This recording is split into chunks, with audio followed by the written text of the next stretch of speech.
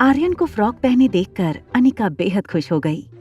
उसने आर्यन का हाथ पकड़कर उसे आईने के सामने खड़ा किया। आर्यन ने जैसे ही अपने आप को आईने में देखा, उसका मुंह शर्म से लाल हो गया। इतनी शर्म उसने जिंदगी में कभी महसूस नहीं की थी। उसने अपने दांत कचकचाए। एम्बैरेसमेंट में आर्यन ने अपने गाल फुला लिए और उसके गुब्बारे की तरह फूले हुए गाल और आंखों में गुस्सा लिए आर्यन ने हिम्मत जुटाई। वो आईने में अपने आप को देखने लगा। आर्यन को एक पल के लिए भी ऐसा नहीं लगा कि वो आईने में अपने आप को देख रहा था। रिया का फ्रॉक ऊपर से स्लीवलेस था और नीचे से खुली हुई अम्ब्रेला की तरह लग रहा था। आर्यन को लगा जैसे मिरर के सामने तो वो खड़ा है, मगर मिरर के अंदर रिया खड़ी थी। अनिका ने कहा, कितनी प्यारी लग रही है मेरी लिटिल प्रिंसेस। ज्योति बुआ तुम्हें देखेंगी तो बहुत खुश हो जाएंगी। Thank you so much mom, but I am not a princess. Anika को पता था कि रिया को लड़कियों जैसे कपड़े पहनना बिल्कुल पसंद नहीं, मगर आज वो बहुत खुश थी कि उसके कहने पर रिया ने ये फ्रॉक पहनी थी। लाइफ केयर हॉस्पिटल में डॉक्टर अग्रवाल की कैबिन में कामिनी डॉक्टर अग्रवाल का इंतजार कर रही थी। डॉक्टर अग्रवाल अपनी कैबिन में आए और कामिनी को देखकर तुरंत बोले, you have ruined the Prestige of this hospital. Doctor Amrita इतनी नाराज हो गईं कि जाने से पहले मुझे मिली भी नहीं। The whole hospital is ashamed of you. Calm down sir please, I am really very sorry. दोबारा ऐसा नहीं होगा। मैं चाहूं तो तुम्हें अभी के अभी इस मेडिकल कॉलेज से तुम्हें रस्टिकेट कर सकता हूं, मगर मैं जानता हूं MBBS डिग्री की क्या वैल्यू होती है। I am sorry sir, I got my lesson. Room number 32। कमरे में प्रीति ज्योति बुआ के पलंग पर उनके पैरों के पास बैठकर सेब काट रही थी। मेरी अनिका है ही इतने साफ मन की, इतनी बड़ी डॉक्टर भी उसे मना नहीं कर पाई। ज्योति बुआ ने ये कहा ही था कि उसके सामने अनिका खड़ी थी। अनिका के इस नए अवतार को देखकर ज्योति बुआ हैरान रह गईं। रोहिणी भाभी, मम्मी ये रोहिणी मामी नहीं है, अनिका दीदी है। अनिका की आंखों से ही आंसू बहने लगे। उसने ज्योति बुआ की गोद में सर रख दिया। कुछ देर बाद ज्योति बुआ की नजर दरवाजे के पास खड़े आर्यन पर गई। कितनी प्यारी लग रही है ये नन्ही गुड़िया। इसे देखो तो ऐसा लगता है जैसे परियों के देश से सीधी उतर के हमारी गोद में आई है। भगवान इसे हर बुरी नजर से बचाए। ये लड़की एक दिन की हीरोइन बनेगी। कुछ देर बातें करने के बाद ज्योति बुआ को थकावट महसूस हुई। अनिका ने उन्हें सहारा देकर फिर से बिस्तर पर लिटा दिया। अनिका के चेहरे पर हाथ फेरते हुए ज्योति बुआ ने कहा, एक पल के लिए मुझे ऐसा लगा जैसे रोहिणी भाभी मेरे सामने खड़ी हूँ।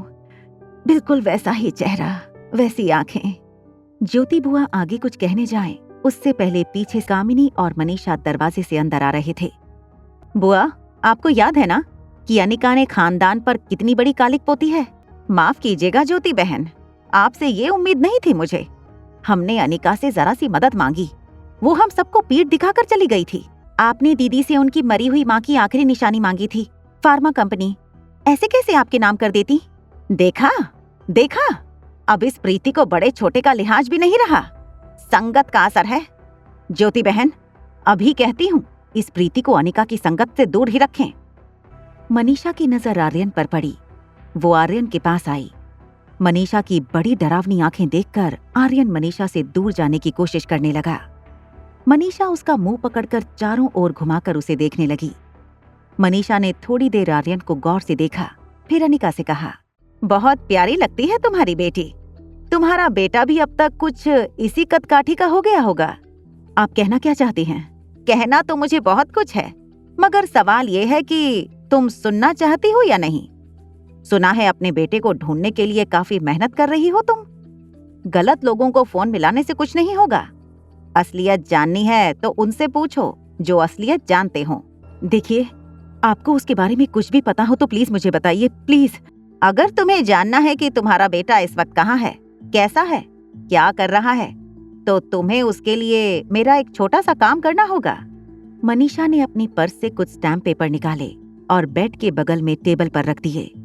फिर एक पेन अनिका के हाथ में देकर बोली, बस इन कागजात पर तुम्हें अपने हाथों से अपनी सिग्नेचर कर देनी है।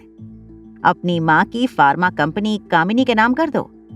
जैसे ही ये काम कर दोगी, मैं तुम्हें बता दूंगी कि तुम्हारा बेटा कहाँ है, क्या कर रहा है। अनिका को यकीन नहीं हो रहा था कि गुलेरिया परिवार उसकी माँ की फार्मा कंपनी हथियाने के लिए इतना नीचे गिर गए थे। मगर इस वक्त उसके लिए दुनिया में अगर कुछ सबसे ज्यादा जरूरी था तो वो था उसके बेटे का पता जानना। आर्यन का प्यार अनिका के लिए और भी ज्यादा बढ़ गया। जब उसने अनिका की ओर देखा तो अनिका डॉक्यूमेंट पर साइन करने लगी थी। उसे टेबल पर नर्स की रखी कुछ दवाइयां दिखीं।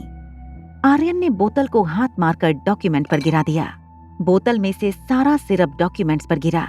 ये क्या किया तुमने शैतान बच्चे? बिल्कुल अपनी माँ पर गई है, बदतमीज।